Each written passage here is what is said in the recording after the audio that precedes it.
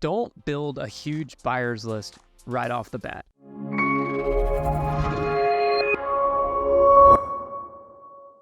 Hey guys, it's Brad from probatehouseguy.com.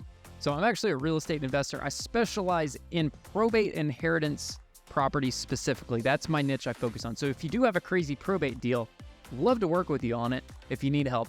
So if you're new to this business, you're looking to get started in wholesaling or investing, most people, because of the YouTube and TikTok and Instagram and all the social media think that wholesaling's the way to go and it's fast cash and no money down and blah, blah, blah, blah, blah. The reality, I'm going to tell you right now, I'm going to be a realist with you. Wholesaling's not easy. Can you make a lot of money wholesaling? Absolutely. I've made a lot of money wholesaling. Can you do it? But it's not easy. So don't let anyone fool you into thinking that it's going to be easy, because it's not. It requires work. If it was easy, everyone would do it. Okay, so let's talk about this. A lot of the gurus out there are telling you that you need to go build this huge buyer's list right off the bat. And I'm here to tell you that they're mostly wrong.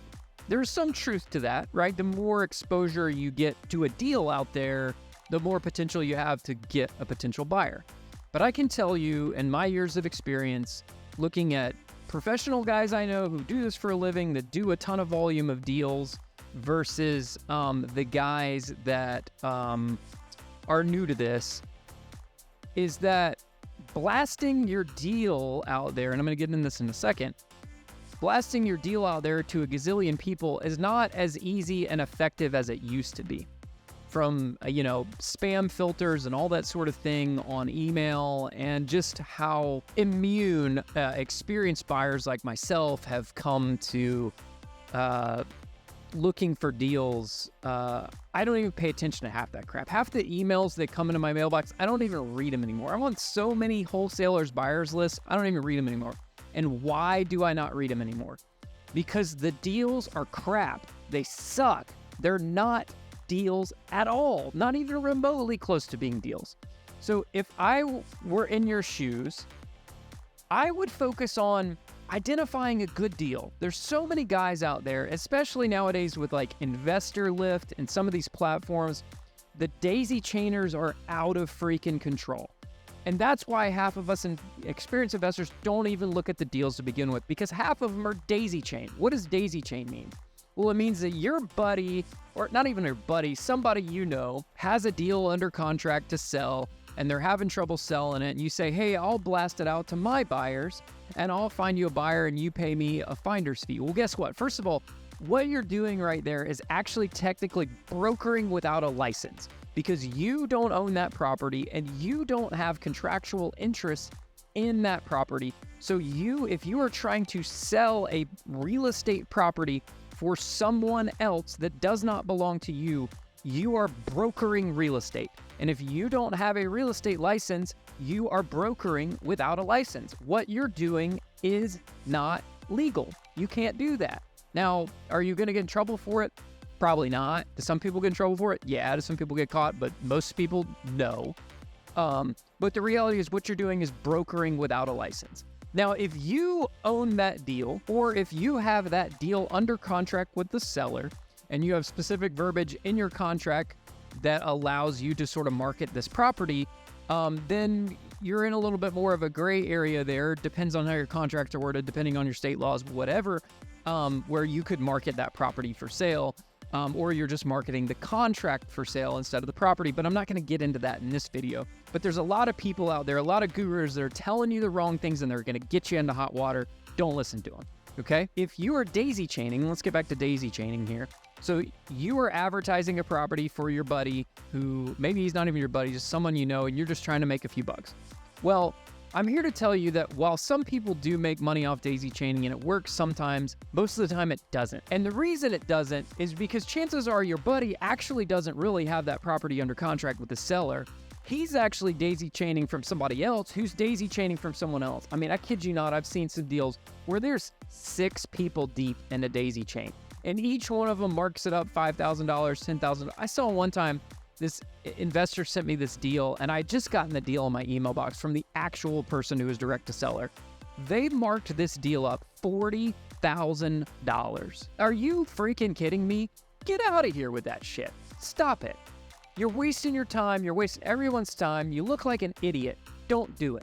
Okay?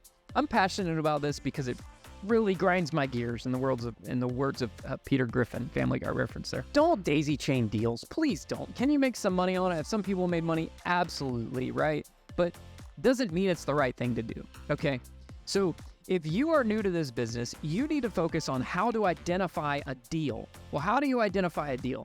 Well, you better get good at running comps. You better get good at properly assessing a property because, again, the entire formula, the 70% of ARV minus repairs and all the things that everyone goes off of, right, these formulas, if you can't get the ARV right, all of your other math downstream from that is completely irrelevant because if you don't get the ARV right, your numbers are all irrelevant and you screwed the pooch, right? So make sure you get good at properly evaluating, assessing a value of a property. So if you want to learn more about that, write in the comments below, say type ARV in the comments. And maybe I'll make a video about how to actually run comps and actually like run real comps. There's a lot of people out there that run comps and their comps are terrible. They're not, the word comp means comparable property. And I get some of this stuff from some of these wholesalers and their comps are not even comparable at all.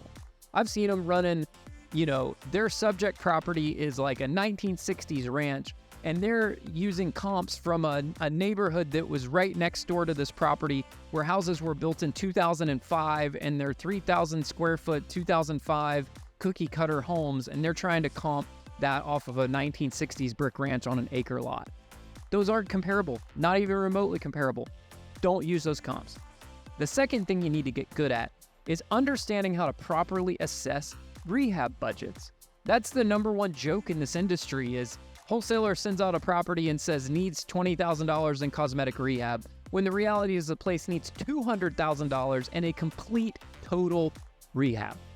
I have seen so many wholesalers and investors completely screw the pooch.